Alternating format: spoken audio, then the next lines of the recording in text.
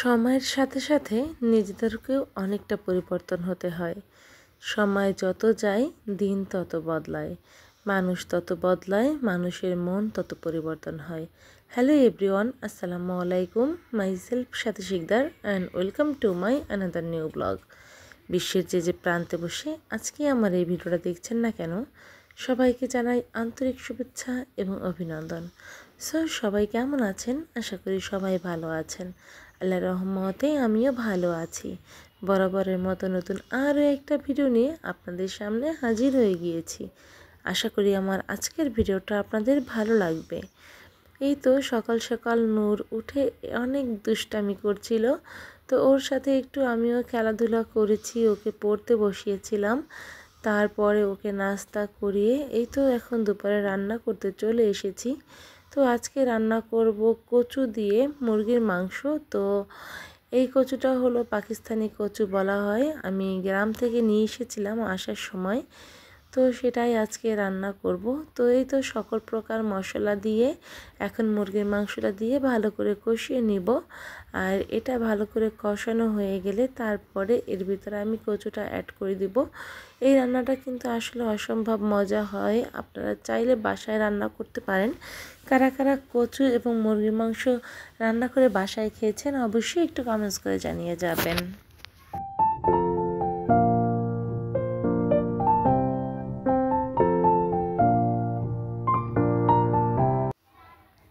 এই তো এখন ভালো করে কচুটাকে কষিয়ে নিয়েছি মুরগির মাংসের সাথে।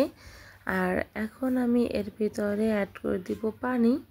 তো মুরগির মাংসটা কিন্তু খুব ভালো করে কষিয়ে নিতে হবে, যেহেতু ব্রয়লার মুরগি, তো বুঝতেই পারছেন। তো ভালোই করে এটাকে কষিয়ে নিয়েছি। আর এখন এটাকে ভালো করে ঢেকে তারপর রান্না করে নিব। আর অন্যদিকে আমি আজকে বানাবো পুডিং। তো পুডিংয়ের সেই রেসিপিটা আপনাদের সাথে শেয়ার করছি। এখানে আমি 3টা ডিম আর হাফ লিটার দুধ একসাথে মিক্স করে নিয়েছি। আর অন্যদিকে ইলেকট্রিক চুলায় আমি পানি গরম বসিয়ে দিয়েছিলাম। আর সেখান থেকে এই তো পুডিংটা হয়ে গিয়েছে। আর এখন আমি উঠিয়ে নিয়েছি। পুডিংটা কিন্তু আজকে খুবই সুন্দর হয়েছিল, অসাধারণ খেতেও হয়েছিল।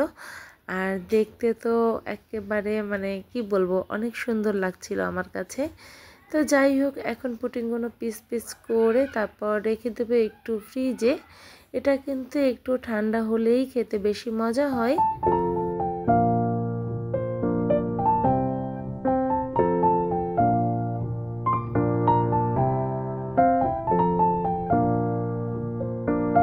পুডিংটা কাটা প্রায় হয়ে গিয়েছে, তো আমি এটাকে চৌকা করে পিস করে নিয়েছি।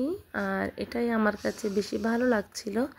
তো যাই হোক, পুডিংটা কেটে আমি ফ্রিজে রেখে দিয়েছি। আর এইদিকে বিকালের নাস্তায় আজকে নিয়েছি রং চা আর বিস্কিট আর মুড়ি।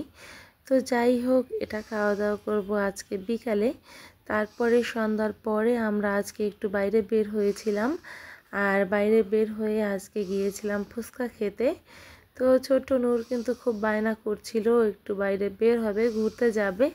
তো কোথায় যাবে ভেবে পাচ্ছিলাম না। তো বাসার পাশেই একটা ফুচকার দোকান আছে। তো আমি, ক্যামেরাম্যান আর নূর সবাই মিলে আমরা কিন্তু ফুচকার দোকানে চলে এসেছি। আর এখানে এখন খাওয়া দাওয়াটাও করে নিব। তো আজকে আমরা খাবো ফুচকা। আর এখানে ফুচকা খেতে কিন্তু অনেক মজা হয়েছিল। এই আঙ্কেলটা অনেক মজা করে ফুচকা বানায়। তো যাই হোক, এই তো আমরা এখন ফুচকা নিয়ে নিয়েছি। ফুচকাগুলো দেখতেও অনেক সুন্দর হয়েছিল, আর খেতেও কিন্তু মাশাআল্লাহ অনেক ভালো লেগেছিল খেতে।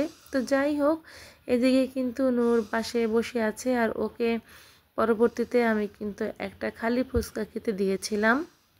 সবাই মিলে কিন্তু বাইরে এভাবে মাঝে মাঝে খাওয়া দাওয়া করলে খুব ভালো লাগে। আর আপনারা চাইলে বাসার খুব কাছেই ঘুরতে যেতে পারেন, দূরে কোথায় যাওয়ারও প্রয়োজন হয় না। বাচ্চাদেরও একটু ঘোরাফেরা হয় আর নিজেদেরও একটু শান্তি লাগে। তো যাই হোক, এদিকে আমরা ফুচকা খেয়ে বের হয়ে ক্যামেরাম্যান বলল আবার মুড়ি বানানো খাবে। তো এই তো এখান থেকে 20 টাকার মুড়ি বানানো নিয়ে আমরা বাসায় চলে এসেছি। আর বাসায় এসে এই দেখেন নূরের কি অবস্থা, রান্নাঘর থেকে সব কিছু নিয়ে ঘরে এসে খেলাধুলা করবে, এটাই তার একটা অভ্যাস হয়ে দাঁড়িয়েছে। দেখেন চামিচ নিয়ে, বাটি নিয়ে ও এখানে দাঁড়িয়ে খেলা করছিল আর আমাকে বলছিল যে এটা এনেছি তো কি হবে। ওর কিন্তু প্রচুর রাগ, আর ও কিন্তু প্রচুর রাগ দেখাতে পারে। তো যাই হোক, আমার নূরকে দেখে সবাই একটু মাশাল্লাহ বলে দিবেন। এরপর সন্ধ্যায় আবার বাসায় পেয়ারা মাখা বানিয়েছিলাম, তো সেটাই এখন আজকে সবাই মিলে খাওয়া দাওয়া করে নিচ্ছি। আর রাতের জন্য আজকে রান্না করেছিলাম ভর্তা, আর তাই দিয়ে আজকে রাতের খাওয়া দাওয়াটা করে নিচ্ছি। আর আমার আজকের ভিডিওটা ছিল এই পর্যন্তই। জানি না আমার ভিডিওটা আপনাদের কাছে কেমন লেগেছে। যদি ভালো লেগে যায় অবশ্যই লাইক কমেন্ট শেয়ার করে দিবেন। আজকের মতো এখানেই বিদায় নিচ্ছি। আল্লাহ হাফিজ।